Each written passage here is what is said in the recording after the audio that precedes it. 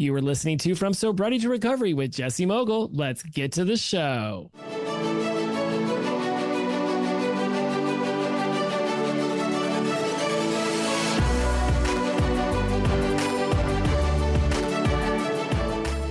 Welcome back to From Sobriety to Recovery. I am your host, Jesse Mogul. I am in addiction recovery. Okay, so here we go. For those of you who are listening on an auditory medium, any of the streaming devices you've always been listening to me on, then this is going to appear like just any other episode. But for those of you who have been, for whatever reason, dying to see me do these things live on camera, then you can go over to YouTube and you can watch the very first time that this show has ever been broadcast on YouTube. Once, a long time ago, I did one of these on Instagram and I did it live and I just set it up in my office I had back in Santa Clarita and then just paced back and forth. And now I've got it over here and I've set up these lights and I think it's still too bright on my forehead and there's still going to be issues with that. I no clue how I'm going to make sure this always looks good every single time I do it, but I know that there has been some level of desire, of draw towards my viewers and listeners. And yes, a lot of it really has just come from the tribe.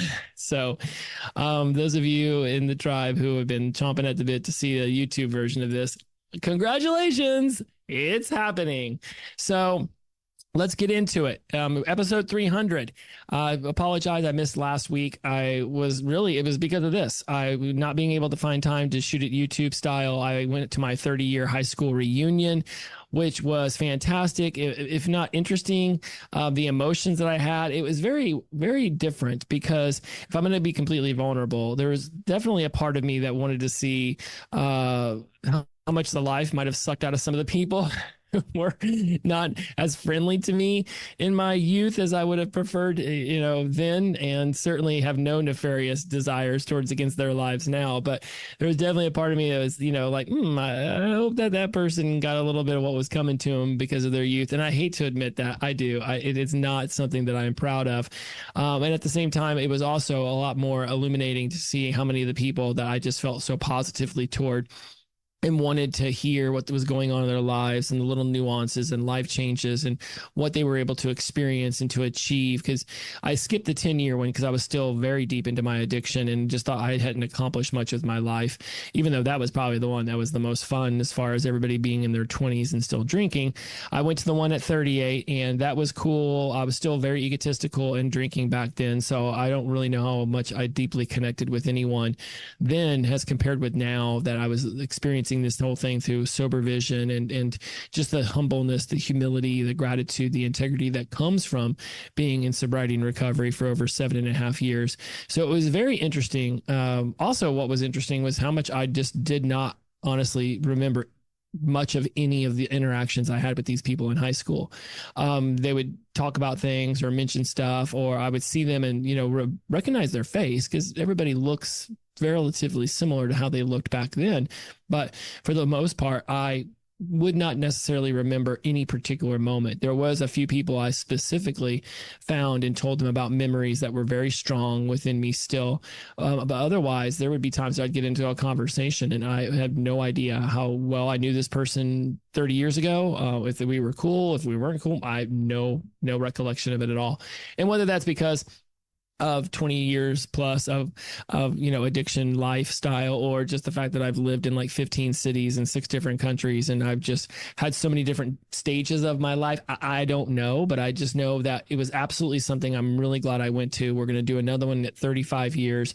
I like the opportunity to see how these people grow and progress in their lives. I want nothing for them but positivity now. Any of that negative energy I took into it quickly was eliminated by just this desire to know that everybody is, doing the best they can with their lives and living one, hopefully, of some level of joy and accomplishment, building a family if that's what they want, or having a successful career. So for all of that emotions I went into it with, when I walked away, just, blessed that I got to go to high school in a tiny little town, where, yeah, only 70 people out of 400 plus showed up for this, and maybe more will show up later, maybe less. I don't know how these things will progress. I know because I'm best friends with the person who coordinates these and puts them on, that I will be going to them until we stop doing them, mainly because I don't want to feel her wrath if I don't arrive. And two, there is that desire and curiosity to be able to experience, even for a glimmer of a moment, into the lives of other people who, when we were really getting to know one another, were in the, the hormonal puberty stage. I almost said prepubescent, but we were definitely in puberty stage by junior, senior year of high school. It's cool to see how 30 years has developed all of them. So blessed be, go Bulldogs. And not to mention my best friend up there, her son is the varsity backup quarterback and the JV starting quarterback. And between the two, varsity and junior varsity, I think we won like 82-6 or something ridiculous like that. And her son threw like 3 or 4 or 5 touchdowns. It was pretty remarkable to be able to watch. And, he's only like a sophomore. So I just think about how much life was abundant, and it's like the whole world expands in front of you when you're that age. And, now you get older, and obviously 30 years of life experiences, some have lifted me up and some have beaten me down. And it's always a really cool experience to be able to step back into that youthful generation and just through their eyes see all of the cool stuff that they're able to do. And, social media and cell phones be damned for how much that's changed their experience of this time in their life. The children that I go up there to see because of this best friend, they're doing extremely well. And I would have to say that, her husband is also a best friend, but I went to college with her specifically and really formed a strong bond with her. And then now back with the family over all these years, it's really just a testament to the amount of effort that they've put in to the children, and that the children were making good decisions. Because like we were going to discuss in this episode, you can put in all the positive values and you can put in a ton of effort into your children, and it doesn't mean that they're necessarily not going to start making decisions based off of peer pressure or social media pressures that condemns their life to go sideways. So amazing experience. Really glad I went.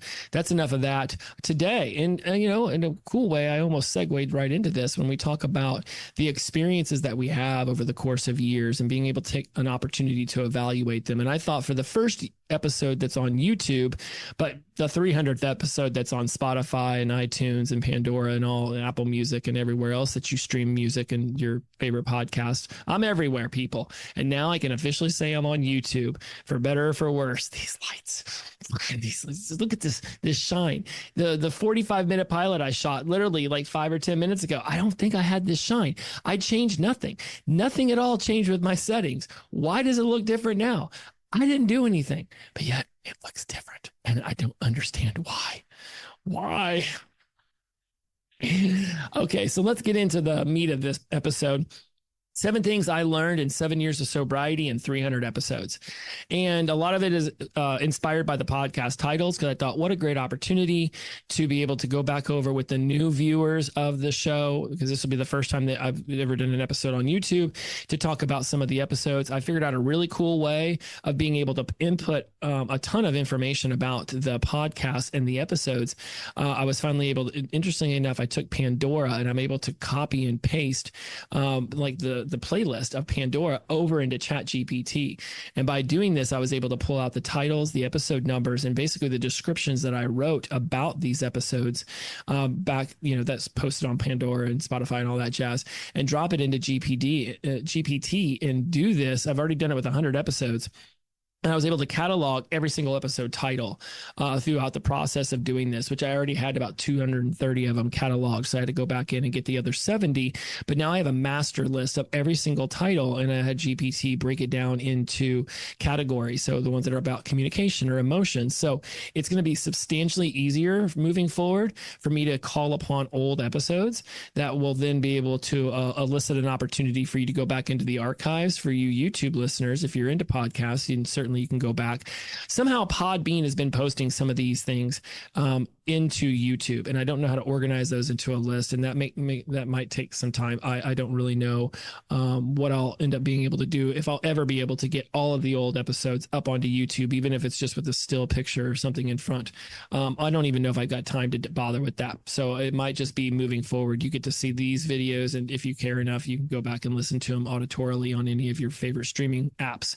So let's get into this, because I feel like I've already rattled on for about 10 minutes, and anybody new to this is probably going to be like, dude, is this guy ever going to get to the meat of the podcast? And I do get to some seriously delicious meat in these things, or vegetables if you're into that thing. But I also do tend to get a little long-winded, and most of the things I say are off the top of my head.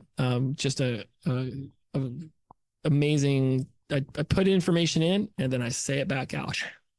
And in most of these things I've put into my own life, and I'm still working on, and we're going to discuss that in the first one. Progress is greater than perfection. So we like to say on the show that perfection doesn't exist. It's all about progress, progress over perfection. And whether it's episode 251, breathe deep and stretch yourself slowly, or 268, are you interested in or committed to your sobriety or recovery? It's really imperative that we understand that we're looking for progress over perfection. Perfection is what somebody does when they get anxious or stressed out about the end result, not meeting up to some level of expectations for themselves, or potentially people who are going to be receiving the output of their time and effort. You can sit there and tinker with an essay, tinker with a project, tinker with mowing your lawn all day long. And at some point, I've literally found that if I keep tinkering, I actually it gets really good. And I'm like, oh, what if I just tinker with this thing? And then somehow it goes backwards and it gets worse. Honestly, there's got to be a point in time where you're like, okay, well, this is as good as I desire it to be today. And, episode 10 of the YouTube show is going to be very different. I'll probably have the lighting figured out, the microphone, the whole system figured out way more than I do now. And it really reminds me of my first 4 months in my master's degree. So for those of you who aren't linear listeners, or who are just, stepping in for a tidbit of a bite of this on YouTube, I'm getting my master's with a triple emphasis in psychology at Grand Canyon University. And those first 4 months, learning how to write essays was extremely difficult. I hadn't written one in a long time. I was utilizing the American Psychology Association's format. It was a lot. And I was spending 20, 30 hours writing a 1,500 word essay. Now I can knock that out in 4 hours and still get the A. But I had to learn a system, and it took a lot. And there was get to a point where I was like, I can't keep staring at this. It is whatever it is. Get the feedback. Be happy with the way that I've done it today. Care as much as I possibly can about it. See, the microphone just wants to trail away. Come on back, microphone. Care about the outcome, and also realize that staring at that screen for another 6 hours isn't necessarily going to make it a whole lot better. So progress over perfection. And that's what we talk about with our sobriety. We're not looking for that perfect day. We can certainly have those moments that are like, yes, I freaking figured it out. But it's about showing up every single day, whether that's to meetings, whether that's to your mentor, whether that's to your sponsor, your life coach, your recovery coach, whatever that looks like for you. I have certainly learned that striving for progress is about that one small step forward every single day. It's about that constant repetition. There are going to be the tough days. There are going to be the days where you're going to use language patterns that even I try to fight against, but I still use. I still say, today was a tough day. Today was a crap day. Today was a insert profanity laced word day. Oh, for those of you who are often listening on the podcast, I know I use profanity rather frequently over there just to accentuate a point. I'm going to begin shifting away from that because we're on YouTube now. And one of my listeners told me that it's really tough for them to listen to the show with their 12-year-old in the room, because I do drop S and F bombs occasionally, more often than I'd prefer or think are necessary on the old podcast. So we are going to try to steer away ourselves from that, but they're still going to come out from time to time. But in this opportunity, rather than saying, crap day or tough day, it could be one of those other words. It's just important to realize that chasing perfection is a fool's errand, and it's better to take that step forward, submit the assignment, take the feedback, learn, and there's something that the brain does with completion versus continuing to tinker with something. And I want you to see sobriety and recovery as that forever progression, not a opportunity to try to ascend to perfection. I've watched perfection really cause a lot of people to failure to launch. And whether that's with their own YouTube show or podcast or coaching career or just in their own everyday life, if you sit there and think that you don't know how to weed eat the best and everybody in the neighborhood's better at it than you, and so you just don't weed eat, then your yard just ends up looking like crap all the time, versus go out there and weed eat for an entire season and tell me you're not better by the end of that season. And that goes into number 2. Your mindset shapes your reality. Is your mindset growth or fixed? Do you believe that with a healthy mindset and some understanding and strategy, you're able to achieve success? And number 99 is from one of my mentors. He taught me a long time ago that mindset plus understanding plus strategy equals success. So if you have a growth mindset, if you have an optimistic mindset, you understand what the issue is at its heart, at its core, and all the variables that can come into play with that issue or problem, if that's how you choose. But I'm more about framing things as solution opportunities than necessarily problems. But again, that's coming up. Don't worry. We're going to get to that number on the list. A lot of it comes down to understanding that if you can understand the variables and you have a proper mindset around it, that you can grow, that you can get better at something, and you build up a strategy, which is just it could be a step-by-step process or just the very next step you need to take that can take you towards success. And for a lot of us, we frame success as this euphoria that we'll be able to achieve, this amazing life where, we're drinking, eating filet mignon 7 times a day and our bathtub's filled with Perrier, when in reality, success often is not very exciting. And it could be something as simple as not screaming at your kids when you find their book bag in the middle of the hallway. But a month ago, it would turn into this huge tirade that ruined the energy for the rest of the night and destroyed dinner. You may not even realize that something like that is having a profound impact on your family, let alone your own energy. And then one day you stop doing it, and a month or 2 later, everybody just seems to be more content and at peace and less anxious in your house. And it was something as simple as realizing that, helping your kids understand why the backpack in the middle of the floor upsets you so much, or realizing that by picking it up and putting it on the hook right there, or by putting a hook by the front door, you alleviate an argument that has potentially been eating at your family for quite some time. That's what we talk about with mindset. What is the strategy? What is success? And sometimes success is extremely small and there's not confetti, but it's still a success. And we need to celebrate those little moments. Makes me think of 213, which is growth and fixed mindset. Where is it showing up in your language and in your beliefs, and ultimately affecting your addiction, your sobriety, and your recovery? And so we really tap into mindset a lot on the podcast, because I believe that it all starts with mindset. And it doesn't necessarily mean that you have to be impeccable with your growth mindset on a day in, day out basis. But it's that when you catch yourself using a universal quantifier, always, everyone, never, everything, that you rewind a little bit and you say, okay, well, where is it not always, never, everyone, everything, no one, nobody? Where are there different opportunities for me to now have self-awareness around where that statement is no longer correct? One of the biggest takeaways I have from my recovery journey is how profound reading Mindset by Carol Dweck changed me at the beginning of this whole journey, and how it really allowed me to adapt into a more gratitude-filled, humble, integrity-driven kind of life, where I've certainly made a lot of big mistakes in my sobriety and recovery, but I seek to take them as lessons, as feedback opportunities, and we're going to get into that feedback opportunity here in a moment. So as you begin to shift your mindset from one that might be of fear and scarcity and hopelessness into one of possibility and growth and being able to overcome obstacles, having that growth mindset and realizing how important it is to just experience your life in that way is going to pay off valuably, dividends that you just can't possibly begin to understand until you experience them. Number 3, I wish there was I had like a graphics person. You ever remember those like video countdowns on VH1 where like number 3, and it would show the cue balls, and it would show like somebody moving an abacus with the number 3. It'd just be really cool if I had graphics. Anybody want to do that for free? Because I don't have a budget for it. Number 3, emotional resiliency is a superpower. From episodes number 31, coping with shame, anxiety, and other negative emotions, to episode 276, early sobriety anxiety, anger, and automatic negative thoughts.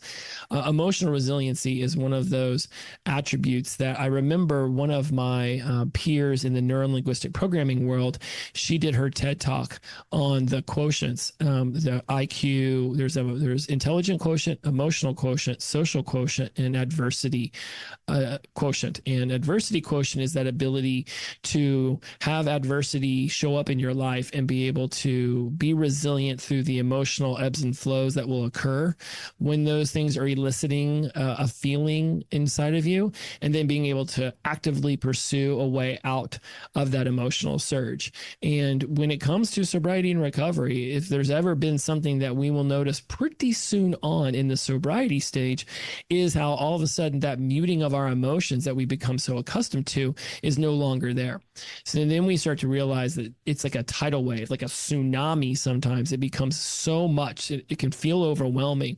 But over the years, I've certainly learned that this emotional resiliency that I seek is what helps me ride these waves. And instead of it being me on the seashore waiting for this tsunami to just pummel me and then drag me out into the sea, I actually can swim out there and ride that wave and be a part of at its height, and realizing that it will dissipate.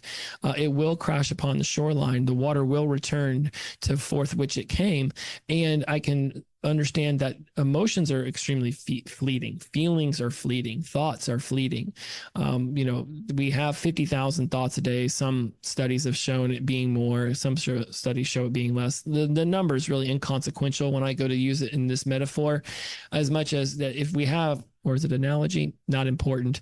50,000, and there's always going to be a thought and a feeling and an emotion. They're going to come together. Oftentimes we feel the emotion so strongly, we don't realize that a thought preceded it. But when we have a thought, there's a feeling that comes after it. So if we have 50,000 thoughts a day, that means we're having 50,000 emotions a day. And they might be a lot of the same emotion. And studies, again, have shown that 90% of our thoughts are just recycled from the day before. So now you're looking at 45,000 thoughts and feelings you just keep ruminating on and spiraling on day in and day out. So that emotional resiliency that we look for is really just to come to the understanding that these feelings, they're fleeting. And we're latching on to the negative ones instead of latching on to the positive ones.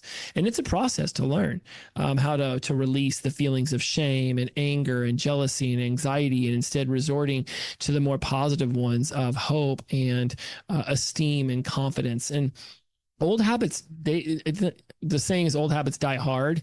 It's just that they become so entrenched that a habit that we think, oh, well, I like to eat sugar at midnight. So if I just eat a full dinner, I won't want sugar at midnight. That might be one of the processes that gets you to no sugar at midnight, but it may not be as beneficial as another 20 things that you could try.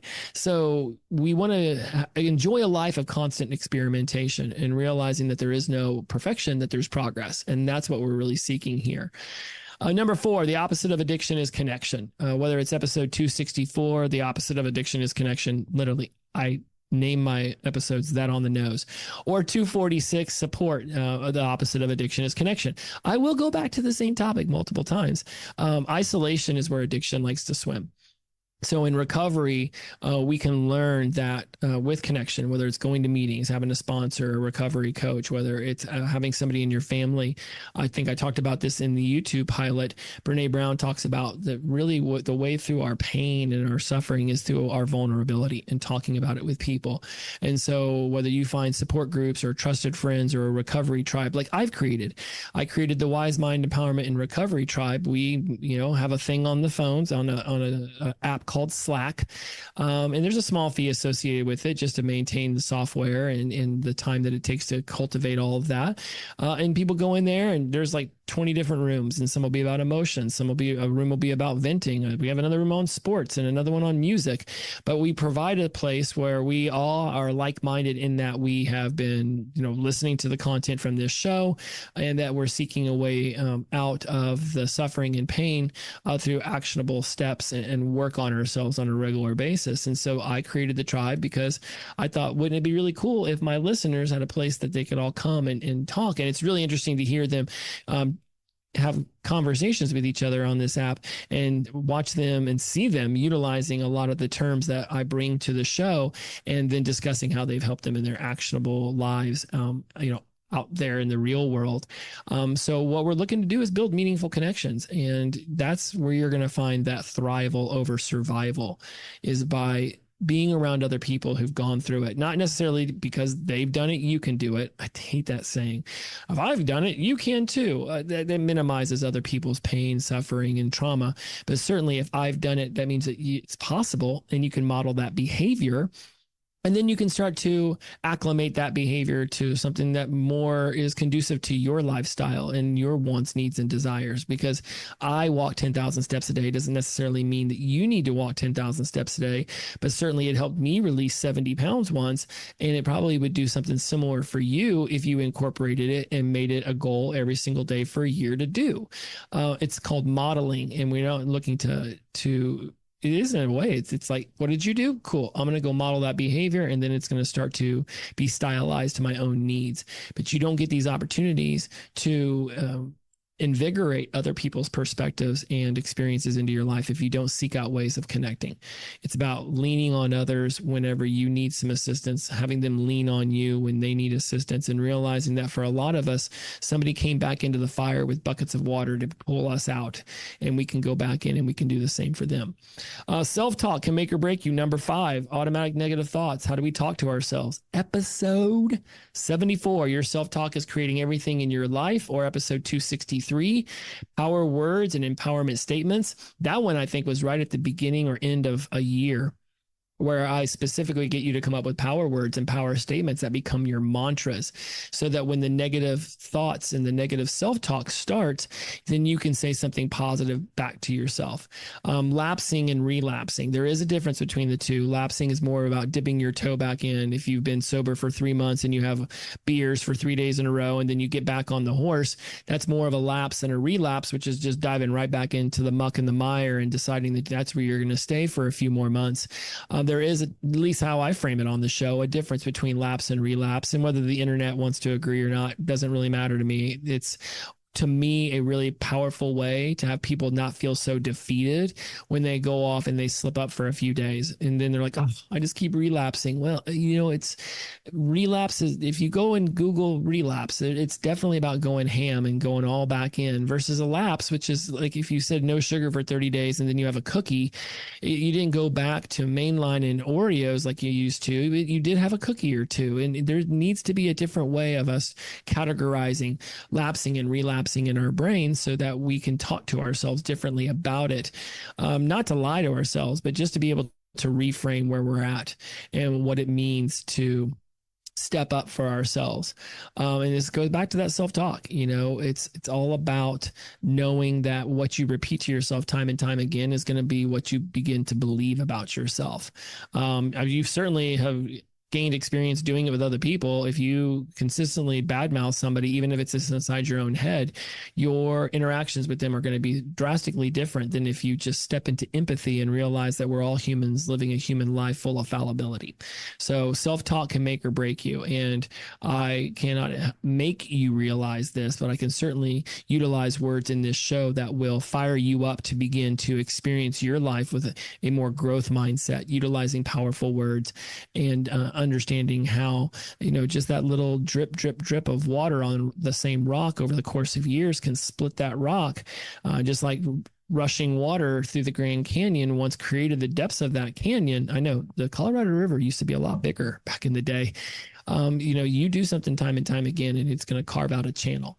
You don't snap your fingers and fill that channel in with positive thoughts. It's a day in and day out excursion into the wild to find out why you say negative things to yourself, and then discounting them by pointing out other times in your life where they weren't true. That's extremely powerful, and something I can't stress enough for you to do is don't find it goofy. What's goofy is whenever you're saying mean things to yourself and then you keep saying mean things to yourself. Like, that's the part. People are like, oh, positive affirmations are stupid. Well, you've been using negative ones for long enough now. So positive affirmations are stupid, but negative ones are A-okay. Negative self-talk will drag you down. It will be the triggering mechanism for many of us to go back to that mindset that we are only worthy of addiction and we're not possible to do anything else. And while positive, empowering self-talk creates that foundation for growth, it healing and forward momentum, it's really a reprogramming of your own mind. And it is a conscious decision to say powerful, positive things to yourself. More than likely, the negative things are what's unconscious, and it just, you don't put something up in the cabinet the correct way, and then you see it later on and you're like, there you go again. Pay attention. You're such a dummy. You're not a dummy. And there's a million things going on in her mind. It's okay that we make little mistakes. We learn from them. We seek progress over perfection. Oh, look at that. A callback to number 1. Number 6, setbacks are just setups for comebacks. Don't call it a comeback. I've been here for years. What? Shout out to LL Cool J. This goes down to there is no failure. There's only feedback. Whether it's inspired by episode 274, The Price is Goodbye, Things to Stop Doing in Your Addiction Recovery, or number 229, CT-FAR, How Your Thoughts and Feelings Hijack Your Actions. Shout out to Brooke Castillo, the host of the Life Coaching School, who taught me CT-FAR a long time ago. Circumstances, thoughts, feelings, actions, results. I was a member of her tribe for about a year. I learned a great deal of stuff. Still listen to her podcast. Huge fan of what Brooke Castillo does over there. Really catchy name. I wish I'd have come up with that one. The Life Coaching School, just such an easy thing to find and search. And one of the more powerful things that she taught me right out of the gate was circumstances create your thoughts, which create your feelings, which then bring about your actions and then your results. CT-FAR is the acronym I came up with on the podcast, so that I wouldn't have to say circumstances, thoughts, feelings, actions, results every time I referenced it. And you can go listen to me discuss that one on episode 229. Relapses, mistakes, setbacks, they're a part of the journey. They're a part of the adventure. I've learned that they aren't the end. They are oftentimes the beginning. There's a song, every new beginning is some other beginning's end. Little off key. Every new beginning is some other beginning's end. Ooh, ooh. I'm really glad I can't see myself on camera right now. Every new beginning is some other beginning's end, and an opportunity to give yourself an opportunity to evaluate the feedback and then go out and do something different, which would possibly give you a different result, might give you the same result, but it's not a failure. Is it awesome that Michael Phelps got 7 gold medals? Yes. If he only got 6, would we be like, but that one he got a silver? Whole Olympics was a failure. We're looking for long-term here. It reminds me of Simone Biles in Tokyo, not choosing not to compete because she was having some mental wellness issues. And then she goes out and kicks butt in Paris. And will people, if they choose to, frame it as, wow, look at what she went through in Tokyo to come back and dominate the way that she did in Paris was phenomenal. And other people still won golds in competitions that she was in.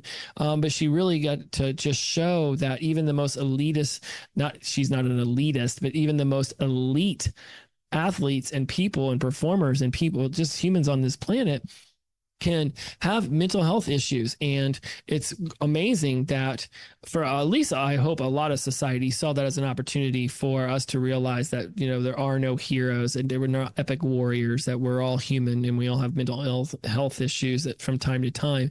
And those who wanted to paint her as somebody who failed her country or gave up on herself, those are the ones who are just, I choose to ignore those people. They're the vitriol and the poison of society, instead of seeing it as, wow, isn't that amazing that somebody is willing to admit that in that moment they just did not have it in them to push themselves in that way, and instead they chose to do it differently, and yet it was able to come back and reach that mountaintop 4 years later. That's interesting analogy in that for athletes, it can often be, okay, there's the next game, there's the next opportunity to score some points. Heck, in some cases, it is literally the next shot that's coming down the way. For a lot of us in our life, it's not like there is a predetermined beginning to the next opportunity to succeed. For a lot of us, it might be just the casual interactions in our family, and whether we meet somebody with a hug and a kiss, or whether we meet somebody with disdain and side eye.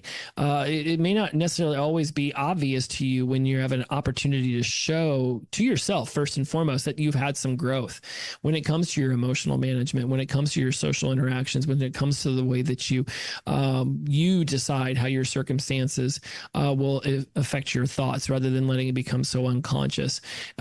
It's awesome that there are times in our life. It could be when you go to give a presentation at work and somebody disagrees with something that you said, and instead of immediately getting thrown off kilter or snapping back at them, you say, "Oh, thank you for the feedback. I appreciate that. We'll explore that a little bit later once I'm done doing my presentation." That might be an obvious growth moment in your life that you can definitely call attention toward, because it is a very distinct event that's happening. Oftentimes, you may not realize that for once you didn't flip off the person who cut you off, because you're not so full of anger, because you released the alcohol and the drugs, and now you wake up more balanced and more heart-centered. You may not even realize that you don't flip people off anymore. It just might be something that you just stopped doing. So that's where we're looking for these setups as comebacks, as these thoughts and feelings and actions and results, and realizing that it was cool as it would be if we knew every single time that we were showing progress. More than likely, your brain's going to alert you to the times where it thinks you failed, where it thinks that you fell down, and it's not going to alert you to the awesome little victories you're having throughout your day. It's more than likely going to call attention to the times where you don't live up to your own morals, ethics, values, opinions, beliefs, standards of habits and principles, because that's the automatic negative thought mechanism in our head. That's that 20, 30, 40,000 years of ingrained human behavior that says that if we make a mistake, if we make an error, the saber-toothed cat eats us up. And then the roaches get to the rest of us, where we don't necessarily live in a life or death world anymore like we used to. But our brains, again, 30,000 years of being hardwired, it's genetic at this point to seek out the negative rather than the positive. So your mind's going to show you the negative very willingly. And you have to choose to not let that willy-nilly revolving door of negativity and failure to pump into your brain. You get to choose now to see these little setbacks as opportunities for comebacks, as feedback opportunities, and then really attune your unconscious mind. Literally say the sentence, "Unconscious mind, I task you to recognize and bring to my attention the positive things that I do today that are because I got sober."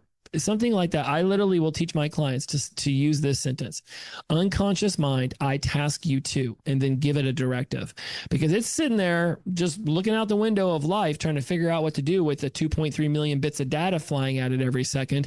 And it's over there shuffling things into their respective file folders. But the unconscious mind can handle a lot of information. So might as well give it a directive rather than just letting it sort of just drive you around, because we all know what happens when Toons gets behind the wheel.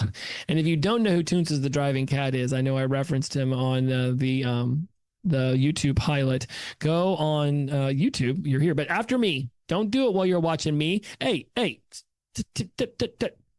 But later, type in Toons the driving cat SNL for Saturday Night Live. It is hilarious. This cat just drives people over a cliff time and time again, and they keep getting back in the car with him, which is a lot like what you did with your addiction. Oh, this time will be different. Toons won't drive us over the cliff. Does it every single time, which was the same thing addiction was doing to us, which is why I got into neuro-linguistic programming and understanding psychology of the mind and the emotions and all that stuff, because I wanted to know why I kept Toonsing. We're going to call it Toonsing. Toons is the driving cat, the cat that can drive a car. He drives around all over the town. Toons is the driving cat. And he would just drive people off the cliff. Well, we often do that in our own lives. We keep doing the same behavior, expecting that we're going to somehow go around the corner instead of driving over the guardrail. And then time and time again, we see the car but it's just a setback. It's not failure, because It's all an illusion, and we just get to be right back in the car. And this time we can take the curve at a very nice, safe speed, and we can continue moving forward on our lives because we experience things as feedback opportunities. And we realize that just because you fall, it doesn't mean that you have to stay down, right? You get punched in the mouth by life because you had a plan, and Mike Tyson would attest to this. It's what you do after life punches you in the mouth that really shows that resiliency. And that's what we talk so much about in our sobriety and recovery, is having that resiliency towards those ebbs and flows of life. Number 7, sobriety is just the beginning. Look, sobriety was you quitting. Congratulations if you are in this world. You stopped using. Awesome. If you're still contemplating whether you are an addict or not and still trying to figure that whole thing out, blessed be, keep listening to the show and see what alights in you around your behaviors. And if you are ready to step into that world, by all means, there is plenty of room on this side of the fence. We are more than happy to welcome you. In fact, we never reach capacity. So anytime you want to come over here to the sobriety and recovery world, we are glad to have you. But it's just the beginning. Sobriety is when you stop using the addictive substances and stop doing the process addictions that have been destroying your life. It's just the beginning. There's so many more steps ahead. And like I said before, every new beginning is some other beginning's end. This new beginning of sobriety is the end of your active addiction. But there's going to be so many different traits, so many different things about your life that are still going to be relatively controlled by your old addictive self. And I was talking to my therapist last Monday, and one of the things, it got really emotional for me. And one of the things that came out of that was that we spend so much of our lives in a survival mode that when we get to sobriety and recovery, especially as we start to stack on some days and weeks and months and years, that there's still a part of our brain that wants to operate in that survival mode, but we're not in survival mode. We're in thrival mode, and we're trying to use the same skills that we used in survival mode to help us in thrival mode. And while I am a huge proponent for not throwing away the backpack of skills that you've developed throughout all those years of active using, I'm much more into repurposing those skills towards something more beneficial to you. Like if you were great at figuring out how to scrape together enough money to buy some drugs at 3 a.m. and still make rent on Tuesday, awesome. You showed creativity, you showed determination and fortitude. We can use that creativity, determination, and fortitude towards instead not buying drugs at 3 a.m. And instead, how could you save up for a vacation to go on a family hiatus with everybody, or just a little weekend getaway with your partner? We can take that resourcefulness, that curiosity, that determination, that resiliency, and we can just repurpose it over to a more beneficial outcome.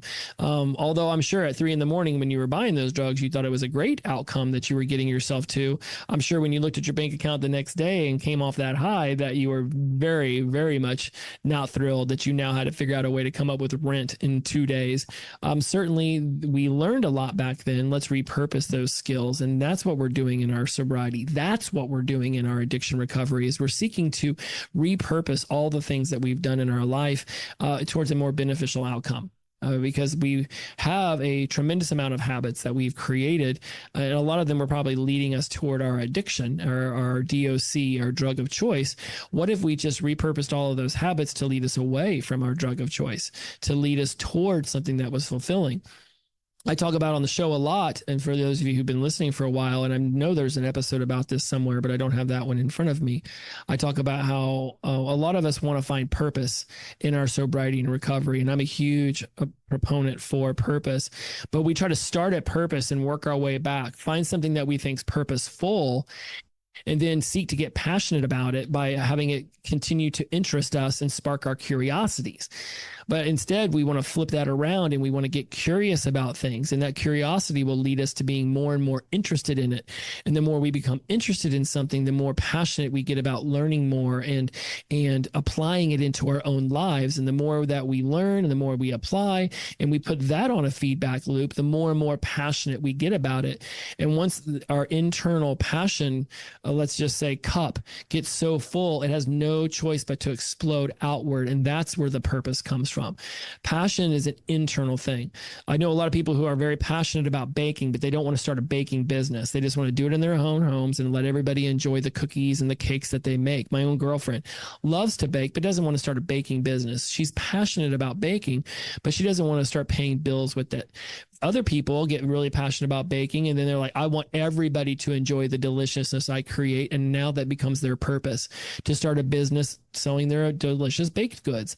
No two people, whether it be my girlfriend or this hypothetical person I just came up with, none of them are right or wrong in their decision to continue baking at home just for themselves and their loved ones to enjoy, or going out and building a brick and mortar store or doing mail order with it. It's all allowable. It's beyond allowable. It's beautiful that they've chosen how to express that passion within themselves. If you're looking for passion to turn you into purpose, then start at curiosity. More than likely, she got very curious about baking as a kid, got really interested in it, started experimenting with it, got better and better at it. The more and more she did it, it became a passion to make people cakes for their birthdays and other special occasions. And that's where she was content stopping at it. Other people got curious about baking, got super interested, kept doing it and doing it until it became such a passion of theirs that it needed to explode outward. So again, passion is for your own internal enjoyment. Purpose is whenever that passion becomes so much that you have to share it with the rest of the world. That's how this podcast came about.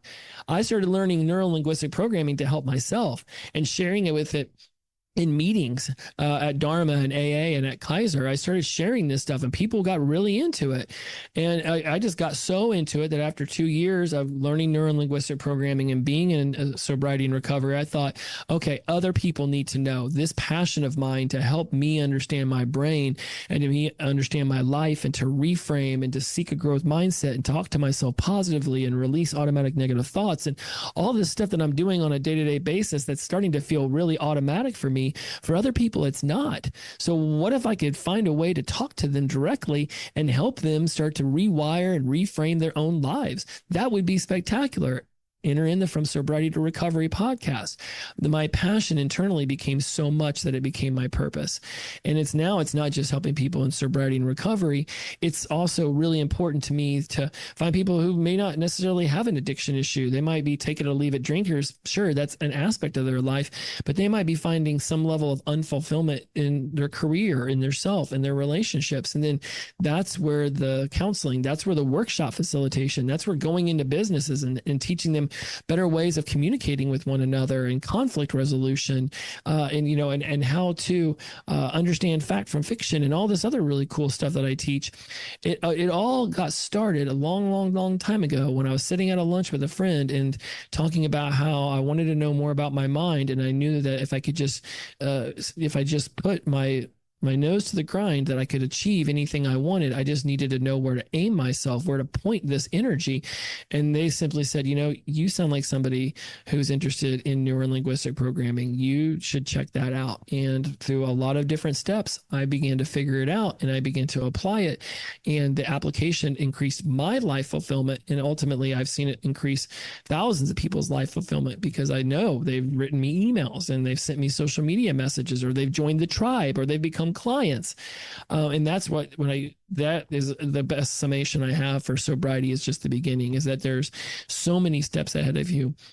And I'm so excited that you are listening to this show, that you're watching these episodes on YouTube, or that you're still listening on the auditory mediums that you've always been listening to. You can begin exploring for your purpose. You can begin exploring for healthier habits to seek to continuously grow. Find the things that you're curious about. Allow those curiosities to spark deeper and deeper interests, and begin to take action and do those things. And the more you do them, the more passionate you become about them. And somewhere in there is your purpose. Many people go their entire lives without fully understanding what their purpose is. They think they know what it is to raise children, or to be the best volunteer in the neighborhood. But those things can be fleeting once the kids grow up, or once the volunteer organization shuts down. What might really be in that person's purposeful interest is realizing that it might be mentoring people and teaching people things, or being able to give back so that they can feel a level of fulfillment. That might be their purpose, giving back to feel fulfillment. I don't know. It's infinite. It's amazing. That's the part of the human mind and the human experience so many of us discount, is that we think it has to be this one way way or these 20 different ways. But just like you can call someone a dry drunk because you don't think they're going to enough meetings, you don't know what else they're doing. Heck, they may be doing an amazing amount of work not going to meetings and doing it their own way. There's an infinite ways to sobriety and recovery, just like there's an infinite amount of ways we can live our lives and find enjoyment and fulfillment and positivity and accomplishment. And trying to tell you that my way is the only way is a real dick move. And I got better things to do than just be rude to you for the sake of being rude to you. I encourage you all to find a way. Be mindful not to just keep doing the same thing that's always worked for you, because that might be taking you down the same path you've already told me you're sick and tired of going down. But certainly understand that within you is the resources, is the resourcefulness, is that resiliency. And if I can be a part of guiding you towards opening up a door, a box, an emotion, a thought that has been locked away inside of you that becomes part of the puzzle that you put together to create an amazing life outside of active addiction, I am blessed to be able to be that person in your life. Okay, my friends, I think I've said enough. If you want to know more, jessemogul.com/ask me. You can click on the coaching button. You can click on the NLP button. You can send in a form and I'll get a hold of it. We'll set up a time. I'd love to talk to you. Seriously, it's a free consultation. It's just a meeting. In 30, 45 minutes, we'll learn more about each other. Maybe there's something I'm doing over here that would super benefit you. Maybe there's an aspect of this podcast that you've heard that really helped your life that you'd like to let me know about. You can go to fromsobrietytorecovery@gmail.com and send me a direct email. I'm the only one who reads those things. Sometimes I have an assistant who does, but for the most part, that's just a me thing. And let me know how this show's helping you. And if by all means, leave things in the comments.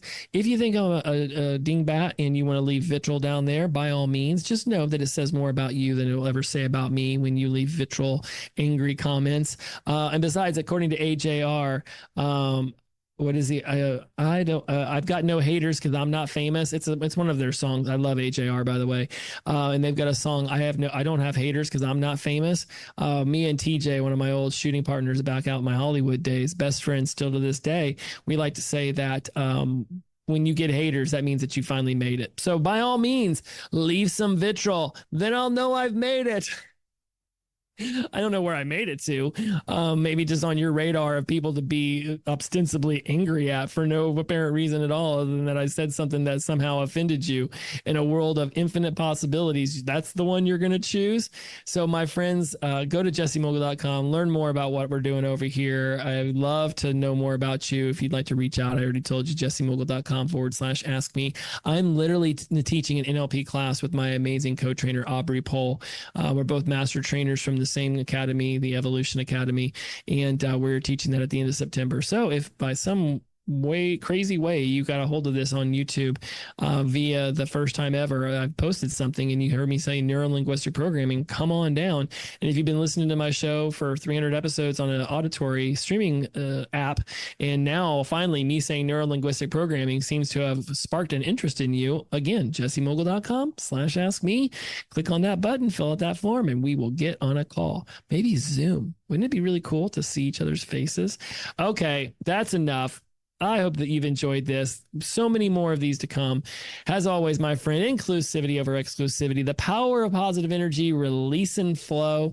Every day is the best day of our lives when we wake up sober. Shout out to Sunshine. Shout out to Robert. Glow on. See you next time, my friends. Bye-bye.